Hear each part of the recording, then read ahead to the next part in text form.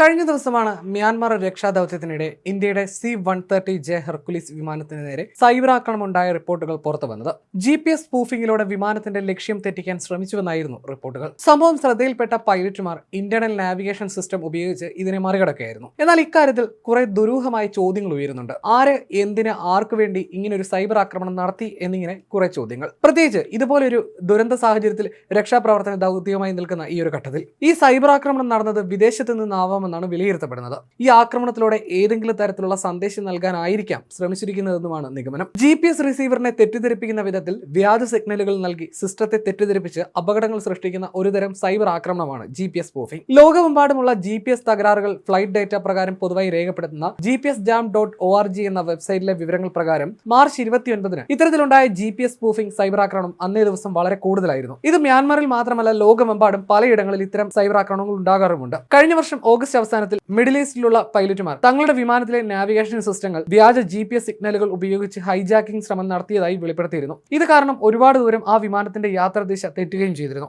ഈ സൈബർ ആക്രമണത്തിന്റെ ഉറവിടത്തെക്കുറിച്ച് പരിശോധിക്കുമ്പോൾ ഇന്ത്യൻ മഹാസമുദ്രത്തിൽ ആൻഡമാൻ നിക്കോബാർ ദ്വീപിനടുത്തായി സ്ഥിതി ചെയ്യുന്ന മ്യാൻമറിന്റെ ഒരു കൂട്ടം ചെറുദ്വീപുകൾ ഇതുമായി ബന്ധപ്പെടുത്തിയ ഒരു സാധ്യത ഉയരുന്നുണ്ട്. പടിഞ്ഞാറ് ബംഗാൾ ഉൾക്കടലിനും കിഴക്ക് ആൻഡമാൻ കടലിനും ഇടയിൽ മലാക്ക കടലിടുക്കിന് സമീപത്തായിട്ടുള്ള 7 ദ്വീപുകളുടെ കൂട്ടത്തെ കോക്കോ ദ്വീപ് എന്നാണ് അറിയപ്പെടുന്നത്. ഇവിടമാണ് ഇതിന്റെ ഒരു ഉറവിട സാധ്യതയായി പറയുന്നത്. gpsjam.org എന്ന വെബ്സൈറ്റിലെ വിവരങ്ങൾ പ്രകാരം ഏറ്റവും കൂടുതൽ സ്പൂഫിംഗ് നടന്ന സ്ഥലവുമായി 300 മുതൽ 400 കിലോമീറ്റർ ദൂരത്തിലാണ് ഈ ഒരു പ്രദേശം. എങ്കിലും കൃത്യമായ ഉറവിടം അജ്ഞാതമാണ്. കോക്കോ ദ്വീപുകളിലോ മേഖലയിലെ മറ്റെവിടെയെങ്കിലുമോ സൈനിക അല്ലെങ്കിൽ ഇന്റലിജൻസ് ബന്ധമുള്ള സാന്നിധ്യം ഉണ്ടാകാമെന്നാണ് നിഗമനം. ഓസ്റ്റിനിലെ ടെക്സസ് സർവകലാശാലയിലെ എയ്റോസ്പേസ് എഞ്ചിനീയറിംഗ് പ്രൊഫസറായ ടോഡ് ഹംഫ്രീസ് പറയുന്നത് കിഴക്കൻ യൂറോപ്പ് പോലെയുള്ള സ്ഥലങ്ങളിൽ സ്പൂഫിംഗ് വിദ്യയുടെ ഉപയോഗം വളരെ സാധാരണമായി കൊണ്ടിരിക്കുന്നുവെന്നാണ്. അവിടെ ഇത് മിസൈൽ പ്രതിരോധ സാങ്കേതിക വിദ്യയുമായി ഉപയോഗിക്കുന്നുണ്ടെന്നും പൊളിറ്റിക്കോയ്ക്ക് വേണ്ടി മാറ്റ്ബർഗ് എഴുതിയ ലേഖനത്തിൽ റിപ്പോർട്ട് ചെയ്തിട്ടുണ്ട്.